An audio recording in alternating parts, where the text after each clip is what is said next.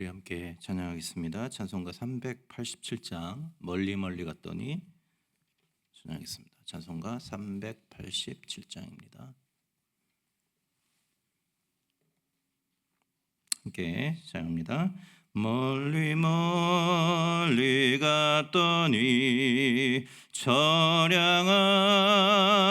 고나며 슬프고도 외로워 정처 없이 다니니 예수 예수 내 주여 지금 내게 오셔서 떠나가지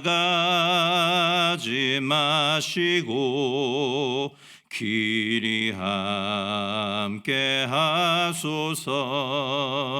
예수 예수 내 주여 마음 아파올 때에 눈물 씻어 주시고 나를 위로하소서. 예수 예수 내 주여 지금 내게 오셔서 떠나가지 마시고 길이 함께 하소서.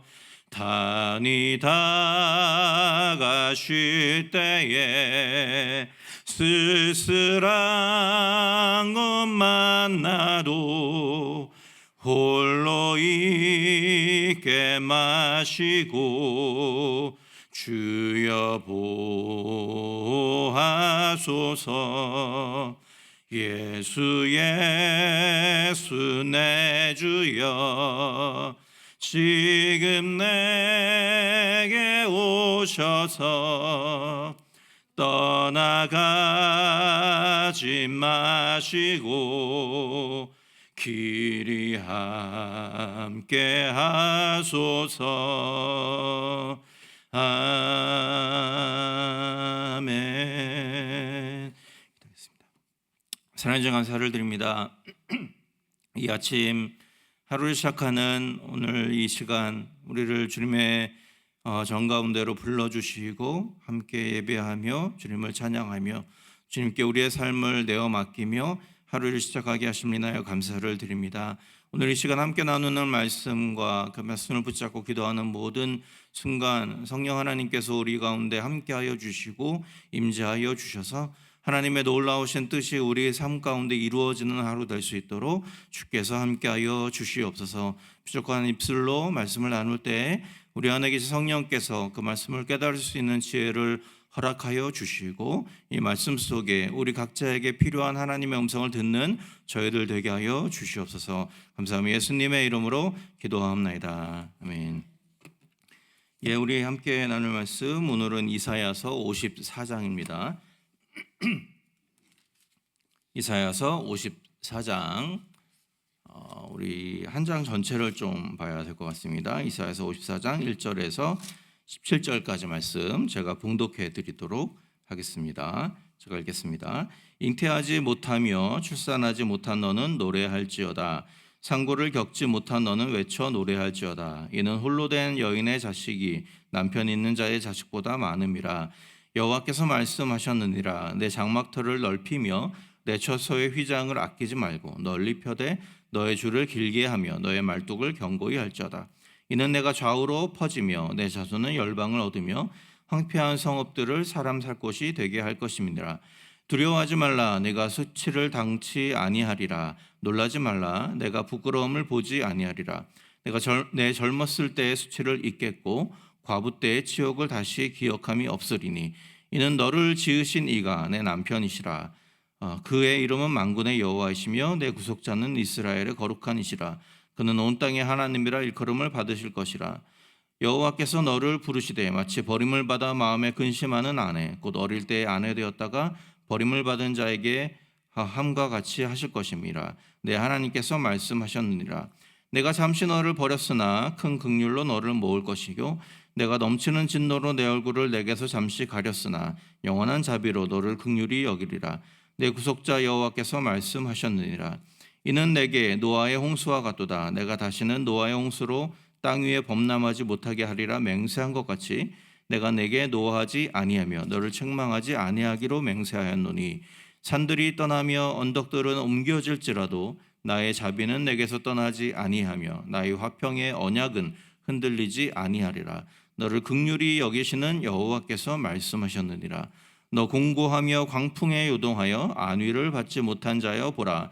내가 화려한 채색으로 내 돌 사이에 더하며 청옥으로 내 기초를 쌓으며 홍보석으로 내 성벽을 지으며 성류석으로 내 성문을 만들고 내 지경을 다 보석으로 꾸밀 것이며 내 모든 자녀는 여호와의 교훈을 받을 것이니 내 자녀에게는 큰 평안이 있을 것이며 너는 공의로 설 것이며 학대가 내게서 멀어질 것인즉 내가 두려워하지 아니할 것이며 공포도 내게 가까이 하지 못할 것이라.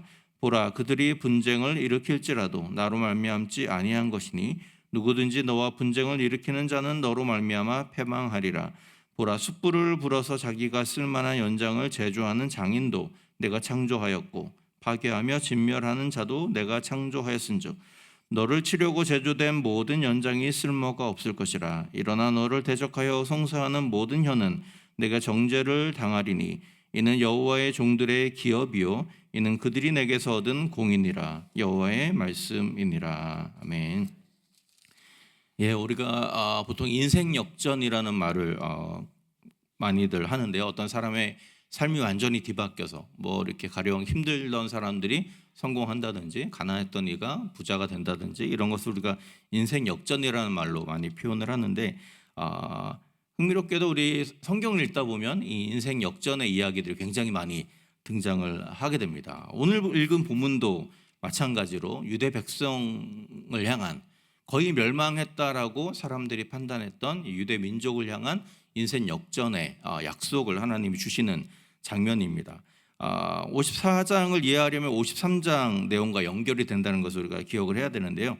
53장은 우리가 잘 아는 것처럼 이 구원자 메시아의 오심에 대한 예언을 담고 있고요. 54장은 그 메시아의 오심으로 인하여서 이스라엘 민족 안에 유대 백성들 안에 어떤 변화가 일어날 것인가에 대한 말씀을 우리에게 주고 계십니다. 본문을 한마디로 정리하면 하나님이 예비하신 그 메시아의 오심을 통해 하나님의 백성의 삶이 어떻게 역전되는지에 대한 내용을 담고 있습니다.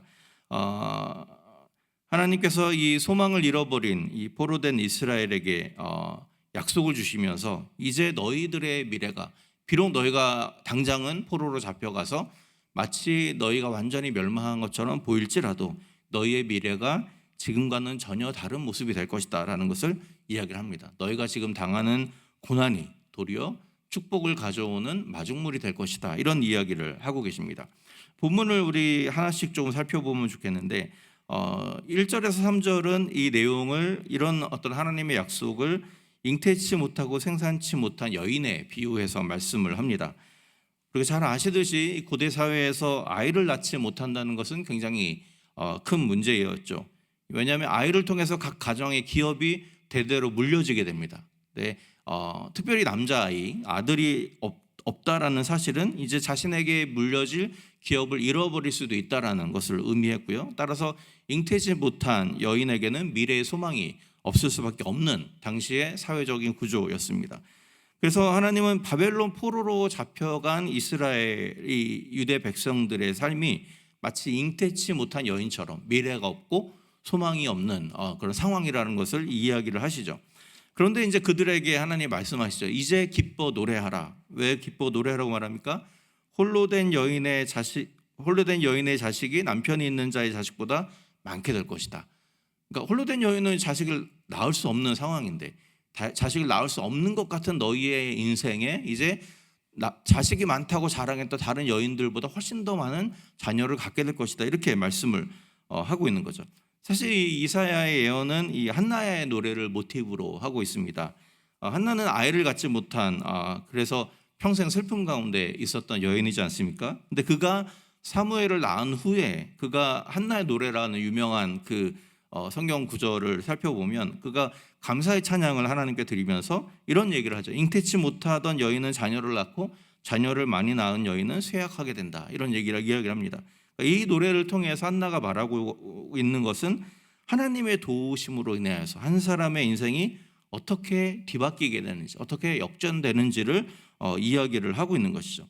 본문의 이 한나의 삶을 이스라엘에 대입을 하면서 이스라엘이 한나와 같이 놀라운 인생의 역전을 경험하게 될 것이다라고 이야기를 합니다. 그러니까 포로로 잡혀가면서 이제 자신들의 후손들이 완전히 멸절하게 될 것이다라고 생각했던 그 이스라엘 백성들에게 하나님은 도리어 내가 이 포로 생활을 통해서 너희의 장막터를 넓히고 너희 휘장을 넓혀서 이스라엘의 경계가 이제는 예루살렘에만 국한된 것이 아니라 온 열방으로 확장되게 될 것이다라고 하나님 말씀을 하고 계신 거죠. 하나님 이렇게 말씀하신 이유는 한 가지입니다. 바벨론 포로라는 것이 이스라엘을 멸망시키기 위한 하나님의 심판이 아니라 그들의 마음을 변화시키고 회복되도록 하기 위해서 하나님이 잠깐 허락하신 하나님의 징계였다라는 것이죠. 그러니까 그 징계가 징계로서 끝나는 것이 아니고 그 이후의 회복을 기대하고 그 이후의 회복을 약속하기 위한 징계였다라고 말씀하시는 거죠. 그렇기 때문에 너에게 이제 소망이 있다라고 말씀을 하는 겁니다. 그 소망에 대해서 이제 4절에서 10절에 이제 묘사를 하고 있는데요. 4절에서 8절을 보면 버림받은 여인을 다시 찾는 남편의 모습으로 이 말씀을 이 상황들을 비유해서 설명을 합니다. 이스라엘이 마치 잘못을 저질러 남편에게 버림받은 여인처럼 하나님의 버림을 받아 잠깐 포로로 잡혀가게 되지만 그러나 하나님은 이스라엘의 이 수치를 모른 척하지 않고 다시 찾아가셔서 너를 다시 나의 아내로 맞아들이겠다라고 이야기를 하는 거죠. 아마도 이 호세아 선지서의 이야기를 연상시키는 내용이 아닌가 생각을 해보게 됩니다. 호세아는 하나님의 명령 때문에 음란한 아내 고멜이 자신을 떠나서 다른 남자를 찾아갈 때에도 계속해서 다시 찾아가서 그 아내를 데리고 오는 모습을 우리가 보게 되죠.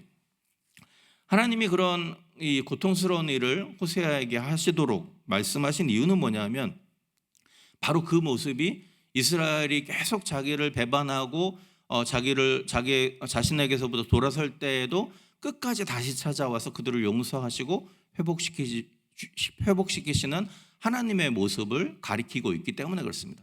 그래서 호세아를 통해서 하나님이 던지는 메시지는 무엇입니까? 이것이 바로 나의 모습이라는 거죠. 그러니까 너희가 비록 죄를 짓고 너희가 비록 넘어지고 나를 떠났다 할지라도 다시금 나에게 돌아와라. 나는 언제든 너희를 받아줄 준비가 되어 있다라는 말씀을 하시는 거죠. 오늘 본문에서 이 바벨론 포로로 잡혀가는 이스라엘 백성들에게 하나님이 똑같은 말씀을 하시는 거죠. 지금 포로로 잡혀가는 것이 너희를 향한 나의 심판이기는 하지만 그러나 너희가 때가 되었을 때 나는 너희를 다시 찾아갈 것이고 나는 너희를 다시 회복시켜 줄 것이다 라고 말씀하는 거죠. 그래서 이제 9절에서 10절에 보면 이 같은 내용을 이제 노아의 홍수에 비유를 합니다. 인간의 죄악으로 모든 인류가 심판을 받지만 하나님은 노아의 가족을 남겨주셨고 그들과 더불어 다시는 물로 심판하지 않겠다라는 약속을 주시죠. 그래서 무지개 약속이라는 것은 심판의 상징이기도 하지만 그러나 그것이 다시금 그 심판을 통해 하나님의 백성을 용서하고 회복시키는 하나님의 은혜의 모습을 상징하는 것이라고 할 수 있습니다. 하나님이 바로 그런 분이기 때문에 이스라엘은 계속되는 죄악과 불순종 가운데서도 끝까지 하나님의 긍휼을 입을 수 있는 거죠. 중요한 것은 뭐냐면 그들이 다시 얻은 회복이라는 것은 수많은 고통의 대가를 지불한 그런 어떤 대가로 얻은 것이라는 사실입니다. 가족들이 바벨론 사람들의 질파비는 것을 목격해야만 했고 하나님의 거룩한 성 예루살렘이 무너지는 것을 경험해야 했습니다.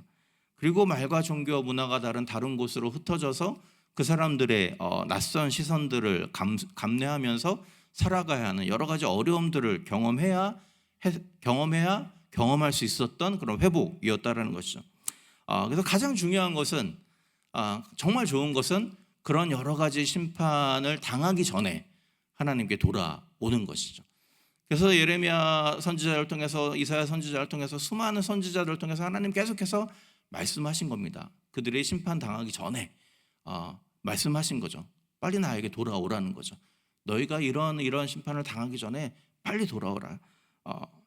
그런데 연약한 이스라엘 백성들은 위기에 처한 이후에야 하나님의 그 은혜와 하나님의 그 사랑을 깨닫고 돌아오는 모습들을 성경을 통해서 많이 보게 됩니다. 안타깝게도 바로 이것이 이스라엘 백성들만의 모습이 아니라 우리의 모습이기도 한 것이죠. 우리가 위기에 처했을 때 하나님께 돌아가는 것은 누구나 잘하지만 우리의 모든 상황이 항상 좋고 모든 상황이 잘 풀려갈 때에도 우리가 하나님을 두려워하는 마음을 가지고 살아가는 것이 하나님 우리에게 원하시는 것이죠.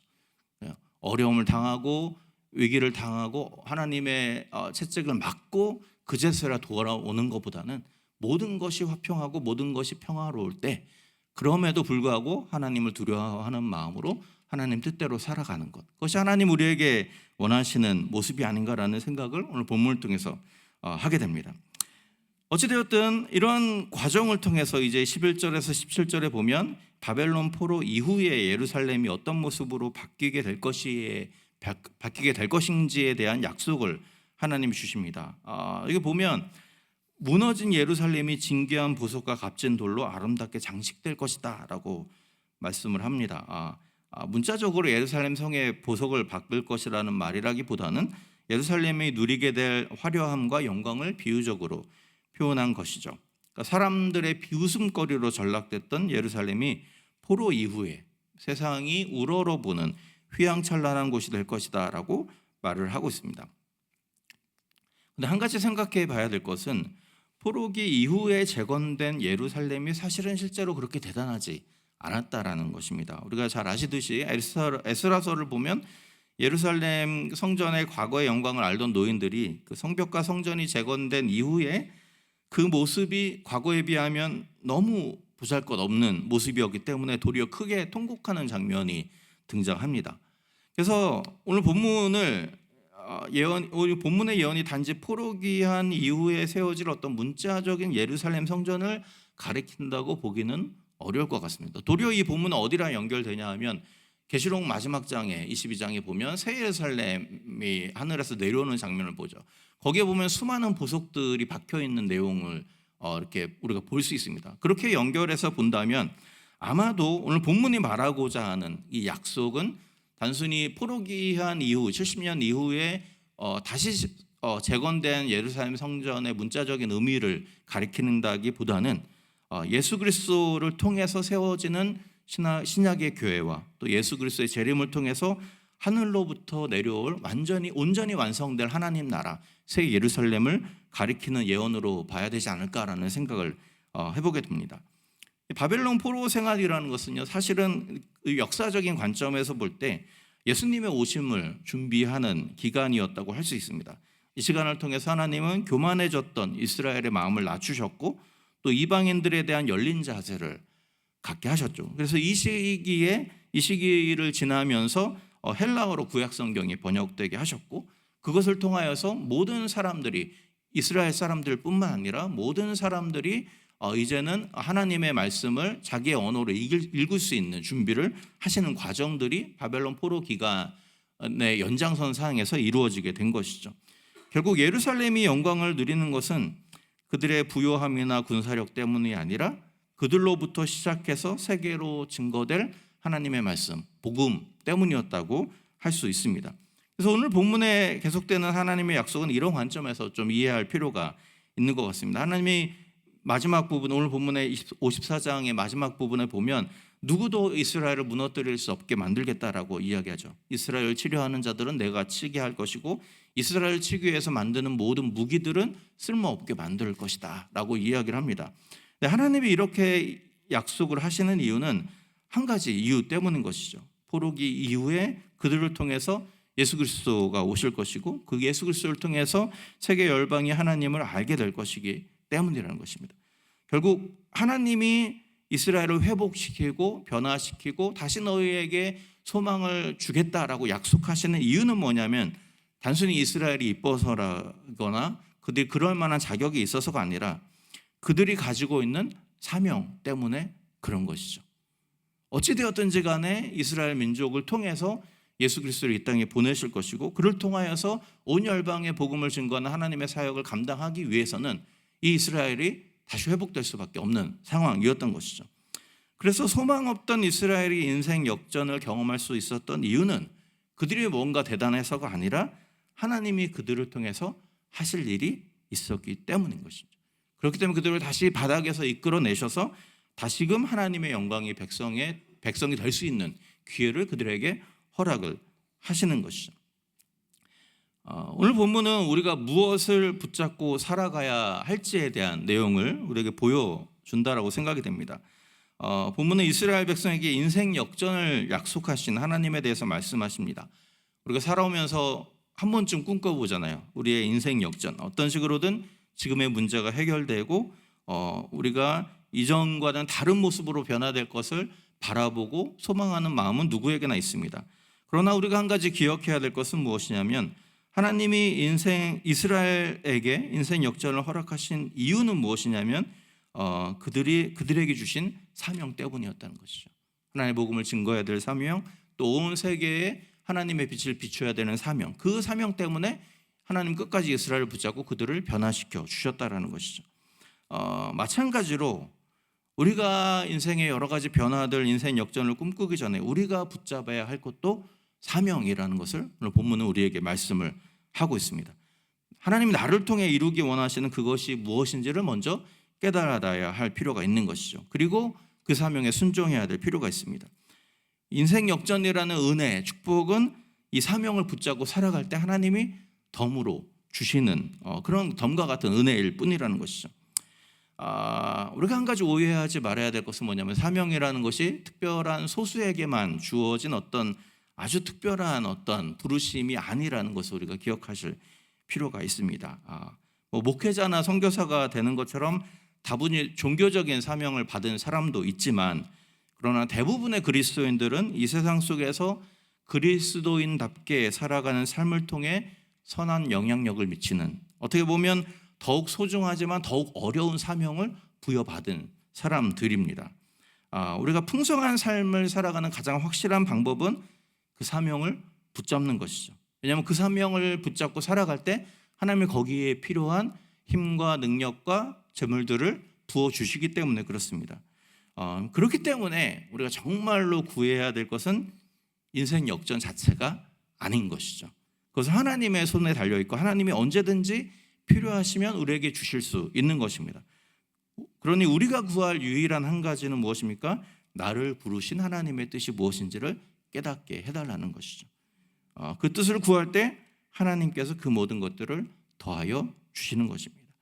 모든 것은 모든 우리가 만들어져 있는 모든 물건들은 그 목적이 있죠. 그 목적에 따라서 만들어져 있습니다. 그래서 그 물건을 가장 잘 사용하는 방법은 무엇입니까? 그 물건의 사용 설명서를 읽는 것이죠. 사용 설명서를 읽지 않고 자기 마음대로 사용하다 보면 물건이 망가지게 되어 있죠. 우리 인생도 마찬가지라고 생각이 되어집니다. 우리는 하나님이 우리를 이 땅에 보내실 때 우리 각자를 향해 가지고 계신 분명한 계획들과 목적들이 있습니다. 서로 모양은 다르고 방향은 다를지라도 우리 각자에게 주신 고유한 사용 설명서들을 하나님 갖고 계신 것이죠. 우리가 풍성하고 망가지지 않고 끝까지 하나님의 뜻을 향해서 사용되기 원한다면 우리는 그 사용 설명서가 무엇인지 깨달아야 돼요. 그래서 우리가 날마다 하나님 앞에 질문할 필요가 있는 것이죠. 하나님, 주님 왜 나를 이 땅에 보내셨습니까? 나의 가정 속에서, 나의 이 직장 속에서, 나의 사업장 속에서 하나님이 나를 통해서 이루고자 하시는 하나님의 뜻은 무엇입니까? 끊임없이 질문하고 끊임없이 깨닫고 끊임없이 방향을 잡아가는 것이 우리에게 필요한 것이죠. 우리가 그렇게 하나님 앞에서 하나님의 뜻대로 살아가려고 발버둥 칠 때, 그 뜻을 따라 살아갈 때 필요한 모든 것들은 하나님이 채워주시는 것이죠. 그래서 우리의 기도의 우선순위가 바뀌면 안 된다는 것입니다. 주님 이것도 주시고 저것도 주시고, 그건 다 하나님이 알아서 하실 거예요. 우리가 정말로 기도할 것은 무엇입니까? 하나님, 내가 어떤 길로 가기를 원하십니까? 나는 어떤 삶으로 부르셨습니까? 내가 어떻게 살아가는 것이 정말로 하나님의 뜻에 합당하게 살아가는 것입니까? 날마다 질문하고 날마다 고민하고, 하나님이 깨닫게 하셨을 때 우리의 몸을 쳐서 그 하나님의 뜻대로 복종해 나가는 것, 그것이 우리가 정말로 구해야 될 한 가지인 것이죠. 그렇게 할 때 하나님이 다른 모든 필요한 풍성한 은혜들을 우리에게 채워 주시는 것입니다. 이 말씀을 기억하면서 우리 하루의 삶이 정말로 하나님의 뜻을 구하는 삶이 되면 좋겠고요. 그것으로 말미암아 하나님이 덤으로 채워주시는 놀라운 인생과 놀라운 풍성함을 경험하는 저희들의 삶이 될 수 있기를 주님의 이름으로 축복합니다. 기도하겠습니다. 사랑의 주님, 오늘 이사야서 말씀을 통하여서 하나님 끊임없이 죄를 범하고 끊임없이 하나님을 떠났던 이스라엘 백성들을 끝까지 놓치지 아니하시고 그들에게 소망을 또 다시 한번 희망을 불어넣어 주시는 하나님의 놀라우신 은혜를 우리가 생각해 보게 됩니다. 그러나 주님, 그 모든 것들이 단지 이스라엘이 자격이 있어서나 그들이 대단한 민족이었기 때문이 아니라 하나님 그들에게 부여하신 하나님의 사명 때문이었음을 우리가 고백합니다. 주님, 오늘 우리의 삶이 이 하나님의 사명을 붙잡는 삶이 되기를 원합니다.